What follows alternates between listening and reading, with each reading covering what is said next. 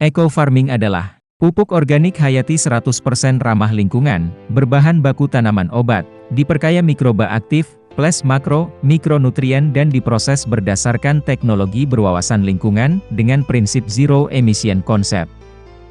Di Indonesia, selama kurun waktu 40 tahun belakangan ini, petani menggunakan pupuk kimia secara terus-menerus, yang mengakibatkan tanah menjadi keras, sehingga menurunkan produktivitas hasil pertanian. Semakin kerasnya tanah, bukan disebabkan oleh hilangnya tanah lapisan atas, tapi lebih disebabkan oleh penumpukan sisa, atau residu pupuk kimia dalam tanah yang berakibat tanah sulit terurai. Dampak penggunaan pupuk kimia, harus segera diatasi dengan penerapan pupuk organik hayati yang bersifat sebagai pembenah tanah, untuk meningkatkan produktivitas tanah. Dampak penggunaan pupuk kimia secara terus-menerus. 1. Struktur tanah menjadi keras dan sukar diolah. 2. Pencemaran air tanah. 3. Kandungan unsur-unsur biologis dalam tanah berkurang. 4. Daya tahan tanaman terhadap penyakit berkurang, sehingga meningkatkan penggunaan pestisida, insektisida dan herbisida yang berdampak negatif bagi manusia. Masalah lain yang patut diperhatikan di Indonesia adalah indikasi proses pengurangan unsur hara, baik unsur hara makro maupun mikro. Jurnal Ilmiah Soil Science 1998 menyebutkan, dari sekian banyak unsur hara yang ada di alam, semua jenis tanaman mutlak harus tersedia dan tidak boleh tidak membutuhkan 13 jenis unsur hara, untuk keperluan proses pertumbuhan dan perkembangannya, yang lebih dikenal dengan unsur hara esensial. Walaupun berbeda dalam jumlah kebutuhannya, namun dalam fungsi tanaman, masing-masing unsur sama pentingnya, dan tidak bisa mengalahkan atau menggantikan satu sama lainnya. Jika terjadi kekurangan satu jenis unsur hara saja, maka akan mengakibatkan tidak optimalnya pertumbuhan dan perkembangan tanaman. Unsur hara esensial jika dianalogikan dengan manusia, ibarat menu makanan 4 sehat, yaitu karbohidrat, daging, sayur, dan buah. 5 sempurna, dari susu. Keseluruhan bahan makanan harus melalui proses untuk bisa dikonsumsi. Kebutuhan tanaman. 1. Udara. 2. Air. 3. Sinar matahari. 4. Unsur hara. 5. Makhluk hidup lainnya, seperti mikroorganisme dan serangga. Komposisi tanah ideal.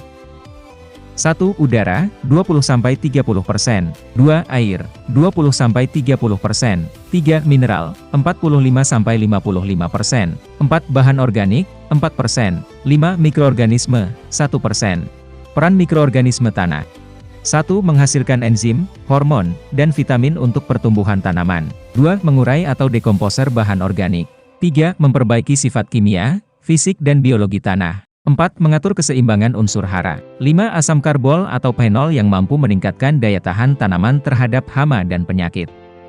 Kombinasi pupuk organik dan hayati. Mikroorganisme mempunyai peranan penting dalam membantu tersedianya berbagai hara yang berguna bagi tanaman. Praktek inokulasi merupakan suatu cara untuk memberikan atau menambah mikroba pupuk hayati hasil screening yang lebih unggul ke dalam tanah. Bahan organik juga berperan sebagai sumber energi dan makanan mikroorganisme tanah, sehingga dapat meningkatkan aktivitas mikroba tersebut dalam penyediaan hara tanaman. Jadi, penambahan bahan organik di samping sebagai sumber hara bagi tanaman, sekaligus sebagai sumber energi dan hara bagi mikroba. Penggunaan pupuk organik saja, tidak dapat meningkatkan produktivitas tanaman dan ketahanan pangan. Oleh karena itu, sistem pengolahan hara terpadu yang memadukan pemberian pupuk organik dan pupuk hayati dalam rangka meningkatkan produktivitas lahan. Pupuk hayati eco farming.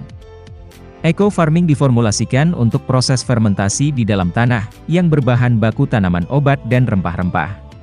Eco farming diformulasi secara khusus dengan diperkaya mikroba aktif yang menguntungkan, unsur hara makro, mikro, asam organik dan hormon pertumbuhan. Eco farming diproduksi melalui proses BCP, atau Biological Complex Process. Apa saja kandungan eco farming? Eco farming adalah formula yang berbentuk padatan yang mengandung berbagai macam mikroorganisme non-patogen, dan bahan organik, serta bahan lainnya.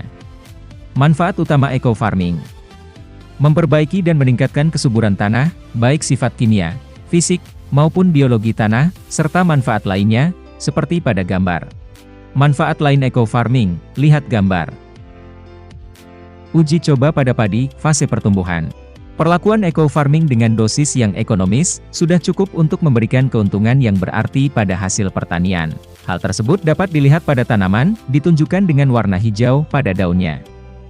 Uji coba pada padi, fase pembuahan.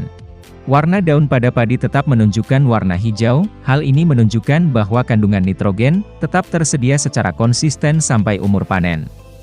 Eco farming memberikan keseimbangan antara kebutuhan dan ketersediaan fosfor serta kalium di dalam tanah. Dan ini ditunjukkan dengan tunas padi yang lebih banyak, besar dan kokoh, sedangkan tomat memiliki kepadatan buah. Pemberian eco farming akan menciptakan keseimbangan mikroba dalam tanah, menghalangi perkembangan patogen, sehingga tanaman tahan dari serangan hama dan penyakit. Yang ku minta darimu wahai petani Indonesia, hiasilah negeri ini dengan senyumanmu. Terima kasih.